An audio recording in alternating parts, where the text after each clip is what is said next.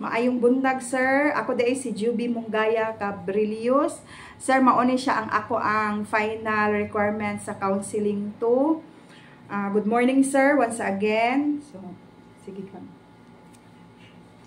Pastor Ana, lagi ko karon bahin sa akong i-share sa imuha katong problema na ako about sa akong pagpanarbaho, no? Kanang sa akong mga gipanghuna-una gi-consider sa akong mga desisyon nani ko karon aron na mas malamdagan pa ko ug matabangan pa ko sa akong dapat buhaton sa akong problema. Sige.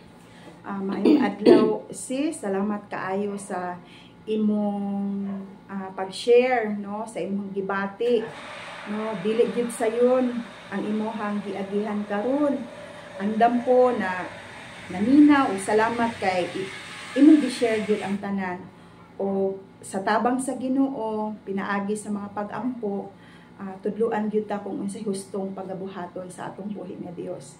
Sige, before ta mo proceed sa ato ang sa atong pagahisgutan, no, unsay nindot na panambagon diha, no, na akong i-share diha kaning mag-pray sa ta. Dalaygon ka o Dios, ikaw Ginoo ang tag-iya sa kaalam. Ikaw Ginoo Lord, mo'y uban ka namo. Ikaw o Dios tabang ka namo, bisan pa kanako Ginoo, tabangan mo ako kung unsay saktong itambag kay Sister Jeanette. Ug nining kabuntagon o Dios, walay laing mapasidunggan kundi layong buhingalan na si Ginoong Hesus. Amen ug amen. So imo bang ikasulti nako unsa gyud kalisod ang imong nganong makaingon man kana pressure gyud kaayo ang trabaho.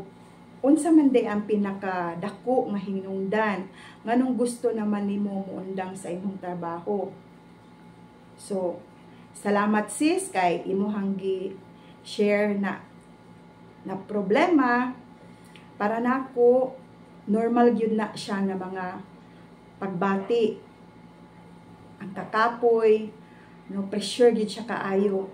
Matod pa gani bisan sa Salmo si King David gani sa chapter 61 verse 2 miingon diha, from the ends of the earth I call to you, I call as my heart grows faint. Lead me to the rock that is higher than I.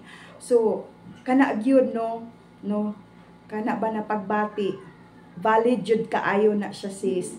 Kay dili gyud nato kumbaga ang ato ang kinabuhi diri sa kalibutan, dili ta exempted sa mga pressure, no, kana ato gyud na siyang mabati. Pero ang pulong sa Ginoo sa kanunay nagpahinumdom na diin anaa siya nakasandigan nato, no, kana na mga pagbati, no, daghan pod nag-agi ni ana. So ato lang yung hinumduman na adunay Dios na manglalaban nato. So matud pa usap sa Colossians chapter 3 verse 23, whatever you do, work heartily as for the Lord and not for men. So atong hinumduman na ato ang mga gibuhat para gyud siya sa Ginoo na diin mahimaya siya. Tinuod sama sa imong giingon kagaina ng imuhang pamilya, nagkinahanglan sa imuhang trabaho, pero imong nabati na kikapoy ka, adunay mga pressure sa imong trabaho, unya imong gi-share pod kagaina na dili lalim ang imuhang trabaho pero kay adunay mga nanginginahanglan pa, no, labi na sa finances na naga-support ka sa imong mga igsuon, sa imong pamilya. So mo na siya kanang naglibog ka kung unsaon, pero atong hinumduman na ang ato ang gihimo dili kana para sa tao kundi dili gibuhat na nato para sa Ginoo. Matud pa diha sa Philippians chapter 4 verse 19 na, and my God will meet all your needs according to the riches of His glory in Christ Jesus. So matud pa nimo napuno ka sa mga loans, napuno ka sa mga utang tungod kay ang imong pamilya usahay makalimot na ang imuha daing sweldo nay utlanan kay kung sila na dako kay kag sweldo unya murabag ang ilahang pagsabot na kung mangayo sila kanang nagyuday kay ikahatag. So mao na siya na kana bang mo nang sa imong huna-huna sa imong kasing-kasing kanang gikapoy ka. So ato lang hinumduman diha sa Isaiah chapter 40 verse 31 para makalahutay gyud ta no. Apan kadtong mosalig sa Ginoo makabaton og bag-ong kusog, manglupad sila daw agila, managan sila og dili kapuyan, manglakaw og dili maluya. So kana na mga kanang pulong sa Ginoo atong hinumduman sa kanunay na kana usahay mobati ta og kakapoy, kaluya, pero hinumduman nato na ang tanan na atong gibuhat atong isalig sa Ginoo kay dili man kini siya para sa tao. O para pud kanako sis no. Lara sa imuha kung imuha ni siyang kanang sundon na mga tambag para nako kanang ayaw sa dayon og kanang resign no nya hinay-hinay nimo na i-evaluate nimo kunya basin mahimo nga sa imong kakapoy no sa imong kakapoy tungod kay kumbaga pressure kaayo mangayo ka og kana bang ginatawag gali nila na usay kanang sabbatical leave unya imo pong i-open sa imong pamilya ang imong giagihan karon aron ila usab masayran ang imong pagbati no para aron masayod sad sila na ug masabtan nila ang imuhang kumbaga usahin na kanang dili gani ka makahatag ilang masabtan no unya kanang bahin usab sa imong trabaho kanang imong trabaho nindot kay na siya sister no kay labi na kay naa ka sa diped no daghan kaayong gusto ana na kanang kumbaga na trabaho para nako kana siya na trabaho is kana bang grasya na siya kay kana pud siya na trabaho nahimo siyang provision para sa inyong pamilya na nahimong nakatabang sa inyong pamilya. So muna siya akong ma-assure nimo kining tanan adunay katuyuan tagaan ka og kaalam mga langit nun aron kining tanan malampasan no.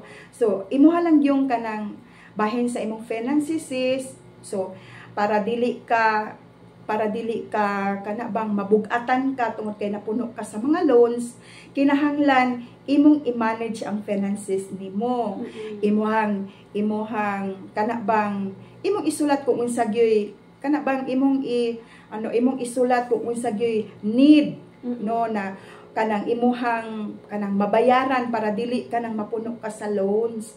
So bahin pud sa imong pamilya kay imong pamilya medyo nagsalig tungod kay abi nila dako lagi kay kag sweldo unya dili man jud ka makaistorya na maura na imong sweldo.